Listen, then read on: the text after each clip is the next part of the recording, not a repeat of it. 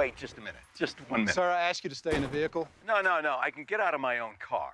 Sir, listen. No. You listen to me. It's time for you to listen to me. In episode 2, you watch this man's life just spiraling down. Pepper spray the man who's expressing his opinion under the First Amendment! He is living in the depression of a divorced man, a man who doesn't have an anchor anymore in his life. His family was that, and now that's jeopardized.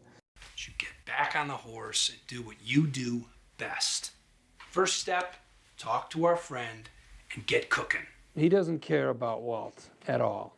He pretends to, but he cares about scoring big. I can't be the bad guy. I think Saul is looking for a big score, and I think he sees Walt as a chance to make millions. Walt's his meal ticket, his lottery ticket, really. He's driving by the house, and he notices it's for sale, and he tries to talk to his dad. You're selling the place. In this market, can you believe it?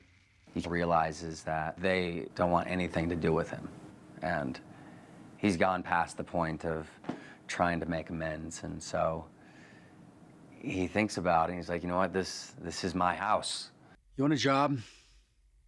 A job? Who's got a job for me? I do. He realizes Jesse's important to Walt, and if he can score a point there, he'll score a point. And plus, it's fun to do. $400,000. That's my final offer. Well, this is a waste of time. How could you possibly imagine that we would entertain this? Come on, honey. I don't know. I just thought some allowance was in order once I heard about the meth lab. Saul is just such a backstabbing, like, just dirty lawyer that we all know and love, and he gets his house back. Blackmail.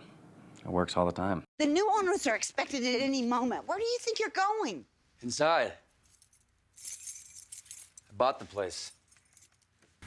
I just wish I had you back full time. You do brighten up the place. The whole Ted thing, there's a little history between them of some sort. He maybe tried to steal a kiss at a Christmas party kind of thing. And there's an obvious attraction there. And he's a really nice man. He's a good man who's doing a somewhat shady thing in his business. I can't sign it as it currently exists. Fair enough. But she needs the job, and she chooses to overlook at one of her Breaking Bad moments in there. And I think that she goes towards Ted because Walt's putting her in the position of being the bad guy for her children when all she's really trying to do is protect her children. I think she feels so trapped. Brought pizza. Well, I'm making dinner. He keeps trying to work his way back in the good graces of Skylar, and it's just not working. So there's the conflict.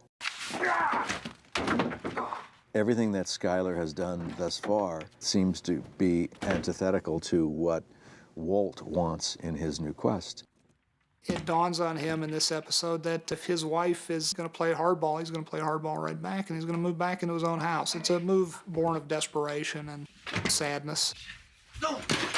This is the episode in which the cousins, who we've established as being very hardcore, badass dudes who very much want Walt dead, show up at his house with a shiny steel fire axe. This is the kind of tension born of the audience knowing something that the protagonist does not. Little does he realize that two of the badassest dudes ever are sitting on the edge of his bed right outside the door of the bathroom. Just by dumb luck and the intervention of Mike, the private eye who's out front, who's been planting bugs in Walt's house. Walt gets saved at the very last second. Gus sends these two guys a text message telling them in one word, Poyos, to hold off. And they do, luckily for Walt, and Walt never even knows they were ever there.